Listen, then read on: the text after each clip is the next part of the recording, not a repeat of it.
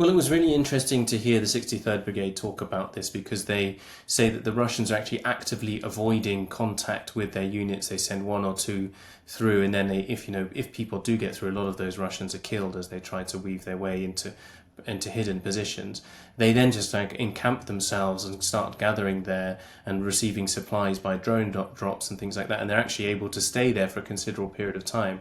And because the Ukrainian troops are also spread out there in ones and twos, they often don't want to engage each other, or they don't have the strength to engage each other and clear a basement where the Russians have taken up positions, or clear a different position in a forest. So what happens is that the Ukrainians and the Russians end up kind of dug in amongst each other, in the same village or behind each other in the same set of forested positions, taking each other's positions. And it makes the front line very confused. It makes the logistics very difficult, and that's increasingly be done by drones.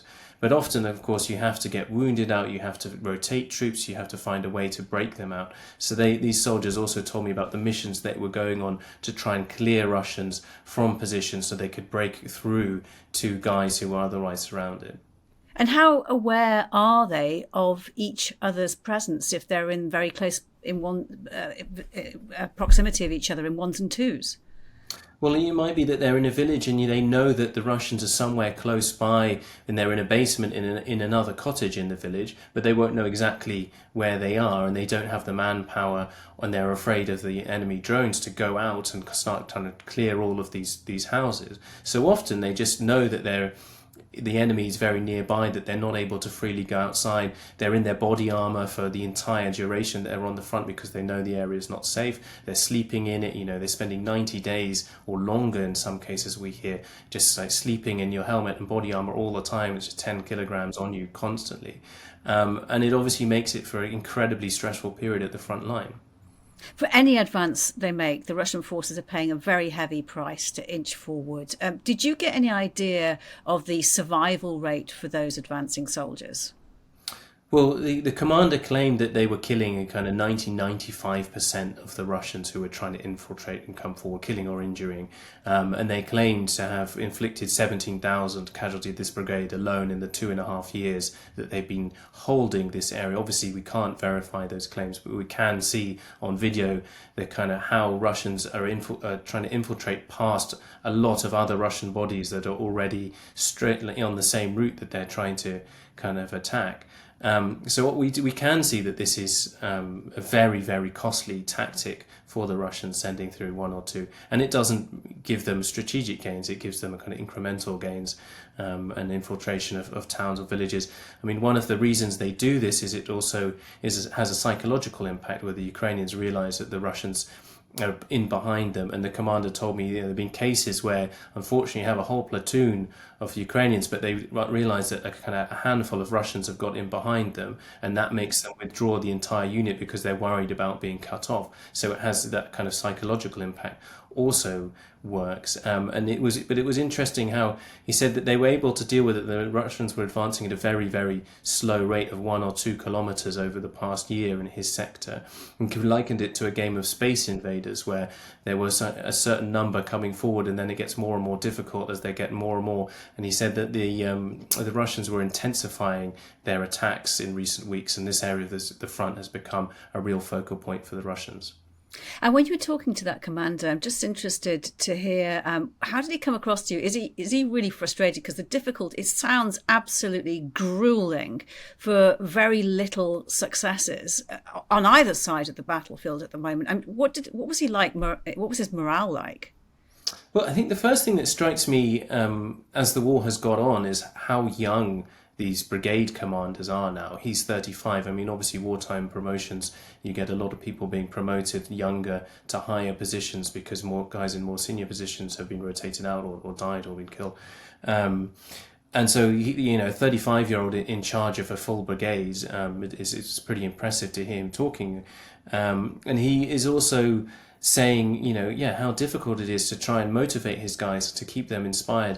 But the biggest problem for him was this rate of desertions. And he said that the government really needs to take hold of this. There is all this kind of Russian propaganda, but a lot of it based on real videos of people being dragged by draft officers off the streets And the idea that people will serve their country is no longer popular as it once was at the beginning of the war. And the government needs to find a way to say, look, these are the reasons why this war is important, why it's important to you as Ukrainians. It's not just about the Donbass, but it's about the whole of Ukraine.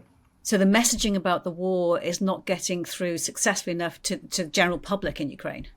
Absolutely. And I think that's been a problem that I noticed since 2014. When the war in the Donbass was raging, people in Kiev would not be paying attention to that. I think that's another part of Ukraine. It's eastern Ukraine. We're not really familiar with it. We don't go there. We don't understand what the problems are. And we certainly don't want to get involved. And that is, now that the war is again focused in the Donbass, it's difficult for people in Western Ukraine, Central Ukraine, to see it as somewhere that they want to go and defend the rest of Ukraine. And what he's saying is that the messaging needs to be that this is not just about fighting for the Donbass. This is still about fighting for the whole of Ukraine, about fighting for Kiev and Kharkiv and all the places that people were willing to defend before. Because if we let the Russians get through here in the Donbass, there aren't many strong defensive lines that we can take before they're onto major cities.